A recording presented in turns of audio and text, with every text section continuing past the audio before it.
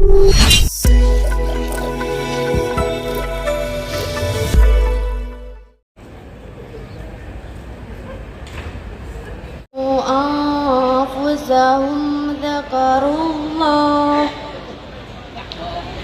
ذكروا الله فاستغفروا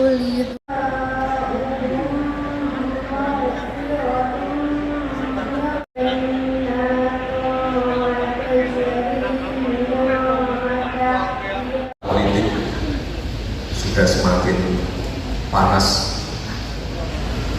sudah semakin keras. Ada yang sudah deklarasi, ada yang pindah partai, ada yang setiap hari melakukan konsolidasi. Saya tegaskan sekali lagi untuk Bapak Ibu semua yang hadir pada pagi hari ini untuk tidak terpengaruh, untuk tetap fokus pada pekerjaannya masing-masing, untuk tetap fokus melayani warga. Paham semua ya Bapak Ibu ya? Saya tegaskan sekali lagi, tidak perlu terpengaruh dengan dinamika yang ada. Saya tegaskan juga, jadi mohon maaf untuk PKPK jangan menghilang di jam kerja, terutama pada saat-saat dinamika politik semakin panas seperti ini. Fokus untuk melayani warga. Kepala-kepala OPD jangan ada yang pekewuk, jangan ada yang takut dengan PKPK. Fokus pekerjaan yang ada sekarang. Kita fokus melayani warga dulu, karena PR kita masih banyak. Kita kemarin habis kapok, saya tahu angka-angkanya lebih baik dari tahun lalu, tapi PR-nya masih banyak. Ini nanti oke lah, kita di Q1 kuartal 1 angkanya udah lebih baik, tapi tantangannya di Q2, Q3, Q4 ini masih sangat banyak sekali. Ini saya mohon fokus dulu dengan pekerjaan yang ada, perbaiki pelayanan yang ada. Jadi jangan terdistract dengan berita-berita yang ada, dengan urusan pencapresan yang ada. Kita fokus melayani warga. Tadi juga sudah dipaparkan oleh Pak Wakil Wali Kota, kurangi mengeluarkan anggaran-anggaran yang sifatnya seremonial, potong pita. Bapak Ibu pasti sudah tahu semua, saya tidak pernah datang yang namanya peresmian potong pita. Yang namanya potong pita itu tidak ada manfaat atau pengaruh langsung untuk warga. Fokus pelayanan saja. Kurangi seremonial, kurangi acara-acara yang pidatonya sampai ada 5 kali, 6 kali. Itu udah nggak ada pengaruhnya untuk warga. Kita fokus pelayanan, fokus kurangi angka kemiskinan, fokus mengurangi angka pengangguran terbuka. Ini kemarin saya konsultasi dengan BPS, saya lihat angka kemiskinan ekstrim kita juga sudah berkurang banyak. Kalau tidak salah itu dari angka 3%, ini berkurang menjadi tinggal 0,8%. 0,8% itu masih banyak loh Bapak Ibu. Makanya fokus itu harus dihabiskan, harus dienolkan. Kemarin Perkim itu juga punya program kawasan umum dienolkan. Di tempatnya di Purwanti juga ada program stunting dienolkan. Itu loh, yang jelek-jelek dienolkan. Fokus kegiatan-kegiatan yang seperti itu. Tiap bulan diikuti pengurangannya sudah ada berapa persen, dari berapa persen ke berapa persen, itu yang harus kita tengok tiap hari, itu yang harus kita kawal tiap hari. Jangan sampai angkanya bertambah, jangan sampai angkanya stagnan. Itu yang harus kita fokus, kita yang harus PR yang harus segera diselesaikan.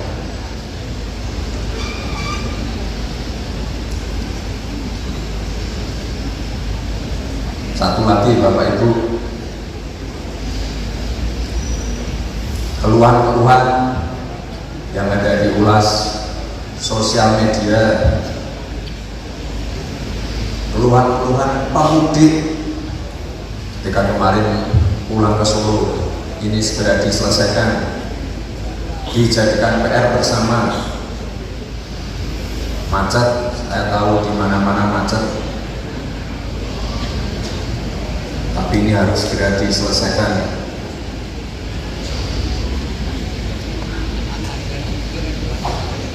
Sampah ketika Lebaran, sampah di tempat-tempat wisata, sampah di Masjid Syekh Said harus jadi PR bersama.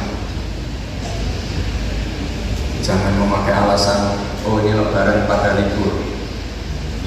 Sudah tahu Lebaran banyak pemudik, ya jangan libur harusnya.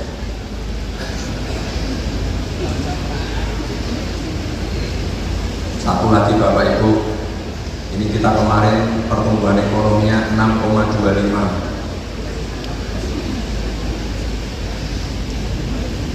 6,25 itu harus kita breakdown lagi.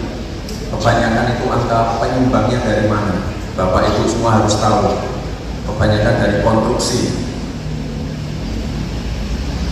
Karena pembangunan di Solo ini sangat masif sekali. Jangan sampai nanti 2024, 2025 ketika pembangunannya selesai semua, pertumbuhan ekonomi turun. Jangan sampai dengan adanya pembangunan yang sudah selesai, ini plotting anggarannya juga harus berubah. Kita plotting anggaran-anggaran untuk meramaikan, mengisi bangunan-bangunan yang tadi sudah berdiri. Jadi tidak bisa sekali lagi business as usual. Harus ada inovasi, harus menyesuaikan keadaan, menyesuaikan hal-hal yang baru, dinamika yang terjadi di Kota Solo. Event-event yang sekiranya tidak membawa dampak, hilangkan saja. Event-event yang sifatnya rutinitas, monoton, hilangkan saja, ganti dengan yang baru. Satu lagi Bapak Ibu, kalau Bapak Ibu idenya mentok, inovasinya mentok, itu tidak masalah. Gandeng yang namanya swasta itu banyak banget yang kirim bantu kita.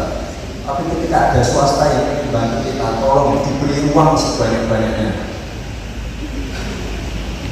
Kalau koordinasi, kooperatif, izin dipermudah, diskon pajak, diskon aja dikit, tapi itu nanti efeknya banyak sekali untuk kita. Itu kemarin saya pergi ke suatu tempat di Jawa Timur, ada salah satu destinasi wisata unggulan yang di Jawa Timur. Di sana kita nggak perlu nggak perlu saya sebutkan tempatnya. Pimpinannya di sana mengeluarkan aturan baru. Itu tempatnya kan ada di atas gunung. Mengeluarkan aturan baru, bis wisata tidak boleh naik ke atas. Kebijakan seperti ini tidak boleh ada di Kota Solo. Kita harus kooperatif dengan swasta, berkolaborasi, mempermudah kinerja dari sektor swasta. mindsetnya harus berubah. Kita nggak bisa model-model kerja-kerja seperti ala birokrat lama.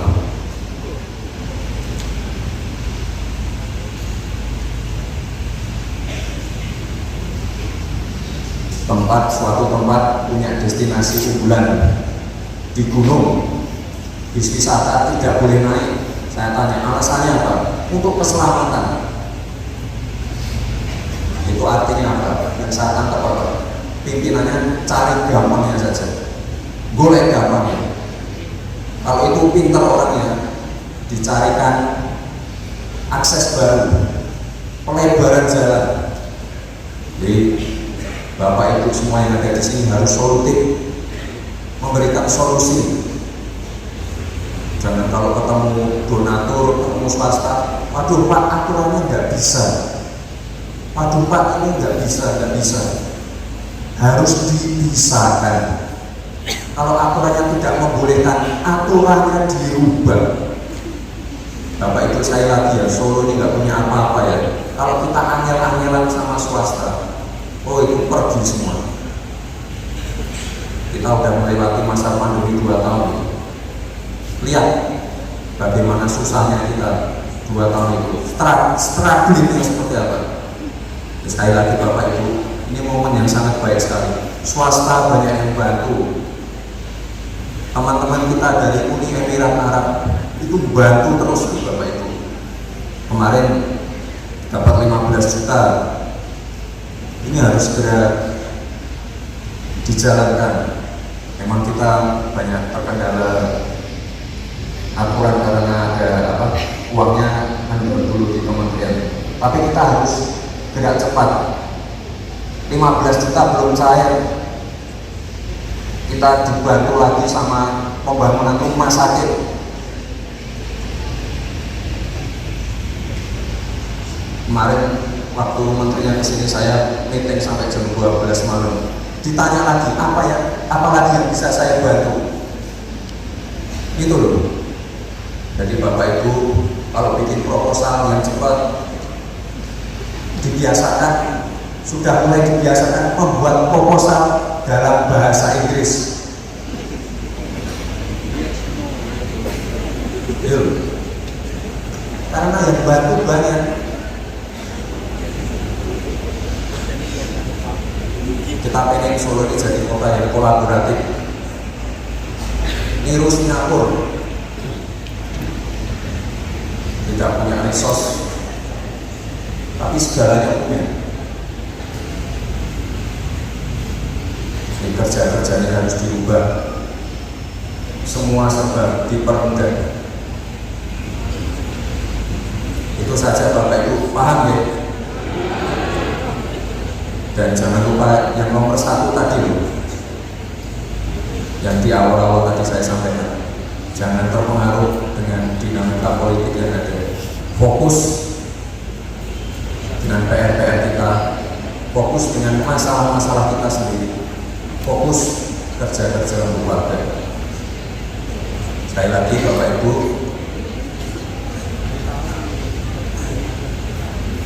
terima kasih untuk kerja kerasnya selama ini. Ini saya lihat memang untuk indikator-indikator kinerja kita sudah semakin baik, tapi kita ingin lebih baik lagi. Penghargaan yang ada, penghargaan yang sudah kita terima, sekali lagi Bapak Ibu ya, jangan dijadikan acuan. Acuan kita itu tadi pertumbuhan ekonomi, angka kemiskinan, pengangguran terbuka, PDRB, Gini rasio, itu nanti yang kita jadikan acuan. Indikator-indikator angka-angka saja tidak cukup juga. Camat, lurah, turun ke lapangan, kita lihat angka-angkanya benar tidak. Karena kadang-kadang angka-angka di BPS, angka-angka statistik ini tidak akurat juga. Tetap double check di lapangan. Kita pastikan warga masyarakat Kota Solo ini kebutuhannya terpenuhi semua. Ini lagi Bapak Ibu, mohon maaf minta izin, semoga Bapak Ibu semua diberikan kesehatan, panjang umur untuk selalu bisa melayani warga masyarakat Kota Solo. Terima kasih. Wassalamualaikum warahmatullahi wabarakatuh.